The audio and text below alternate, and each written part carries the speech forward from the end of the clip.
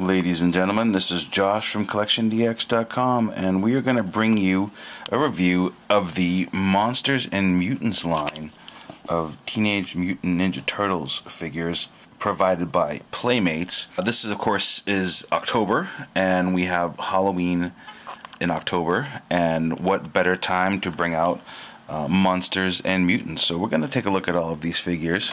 We're going to see Vampire Ralph, Frankendon, Werewolf Mikey, Monster Hunter Ralph, Mutant Mummy Leo, and Monster Hunter Leo. Now, how can Leo be both a monster hunter and a monster? I don't know, but we'll figure it out. So stay tuned, we're going to check out all these awesome figures. So here we have Vampire Ralph. It is a turtle with a...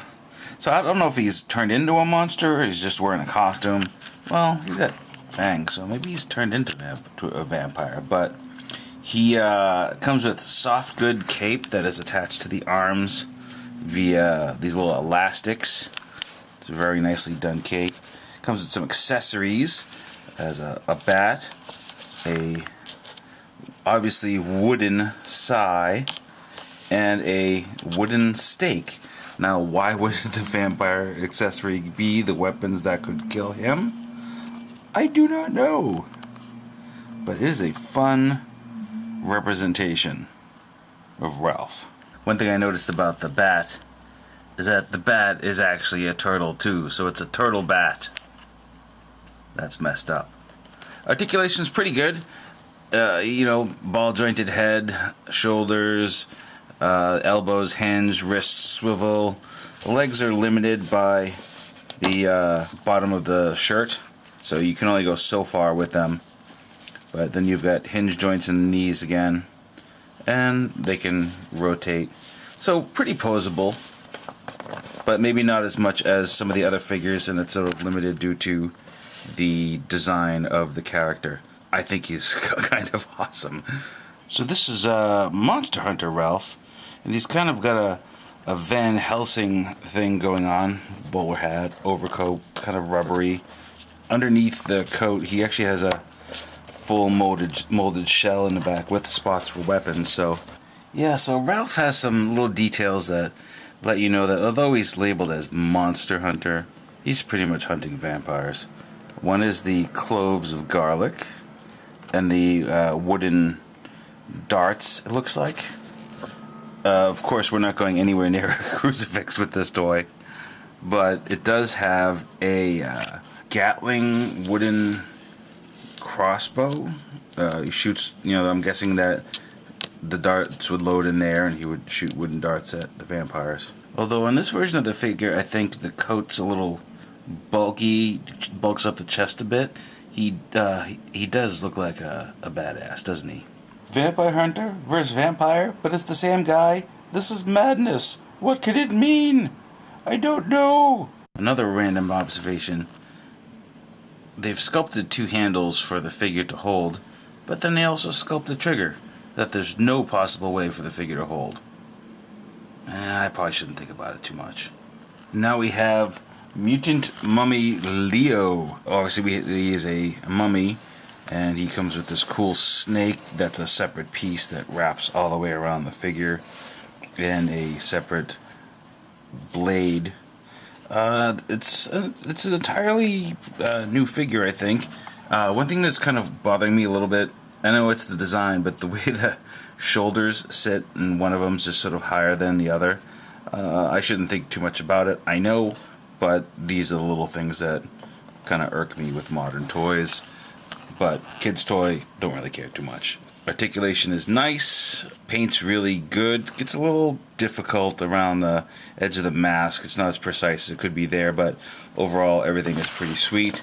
Love the snake, love the texture. For some reason we have one articulated toe, but not another.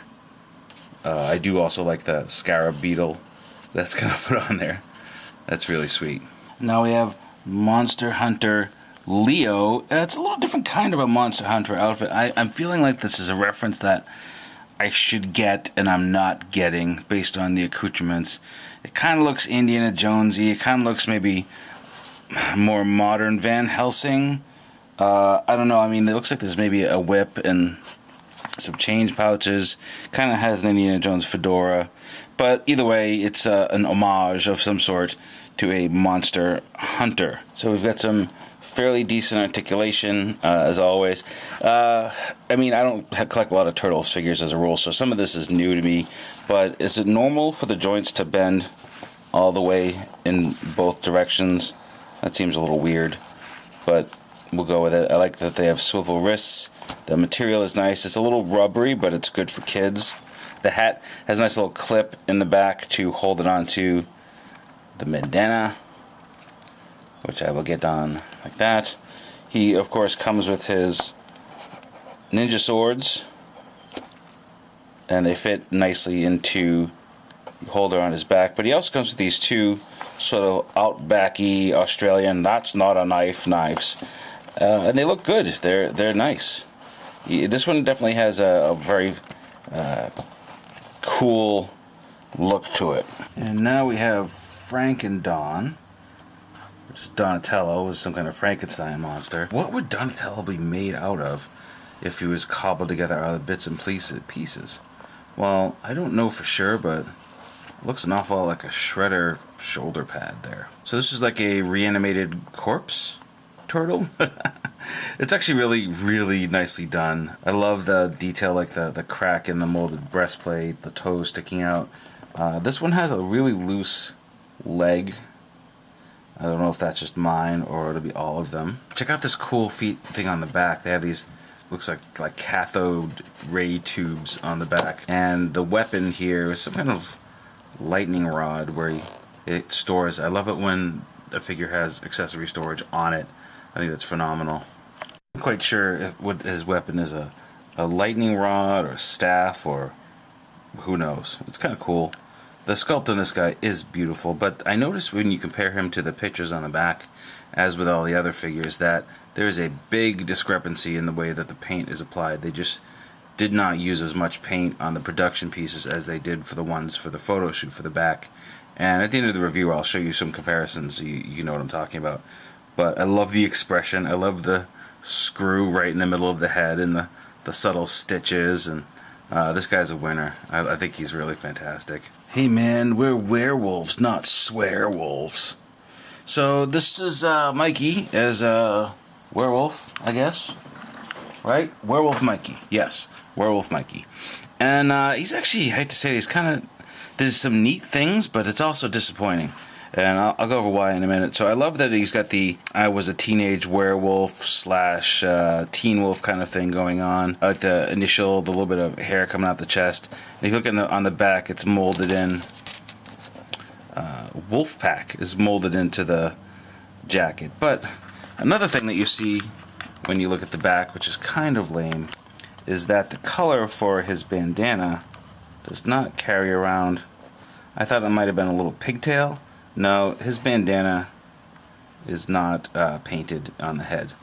And then maybe notice that around the feet too, there are other areas that are like sculpted like fur, but not actually painted like fur.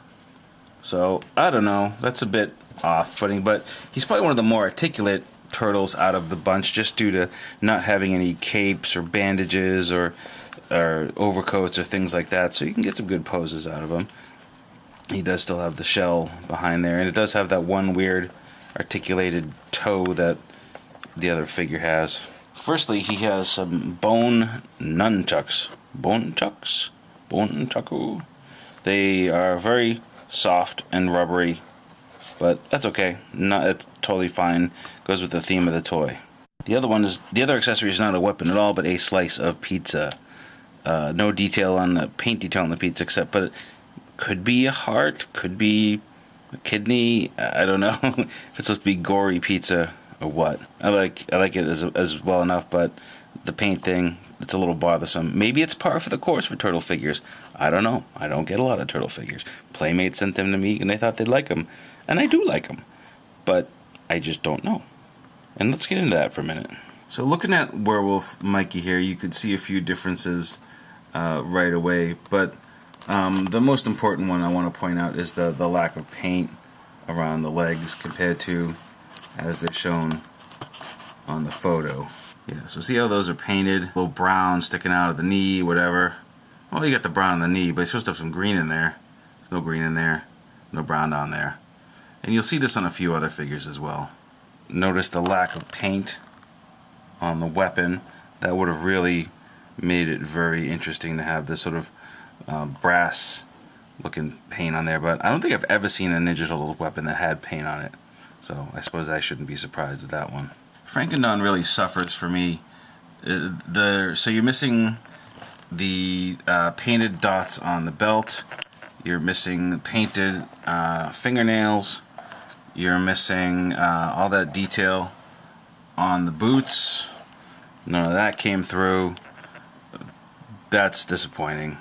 I think it just would have added a little bit extra to him. Still cool, still a great figure, still worth the money, just a little disappointing. And just to go into it a little more, just to beat a dead horse, you see here we have painted weapons and not painted weapons. Painted, I mean, the sai and the stick have painted handles, no painted handles. It's just a thing. I guess I'm just used to something different. That's not to say these are bad. I mean, like I said, they were still really phenomenal. It's just, you see what could have been, and you go like, wish they just did that little extra. So in conclusion, I feel like I'm writing a term paper. The Monster and Mutant line from Teenage Mutant Ninja Turtles, featuring both monster versions of the Turtles and the Turtles as monster hunters, they're pretty good. They're really fun. I don't, like I said, I don't buy Turtles normally, but they had me with a Halloween theme, and I'm like, okay, I like monsters. And they did a good job with these, realizing it's classic monster designs with their modern toy aesthetics. These samples were provided by Playmates Toys. I want to thank them for their generosity in sending samples. Go pick up Teenage Mutant Ninja Turtles toys wherever finer toys are sold. This has been Josh from CollectionDX.com. We will see you next time.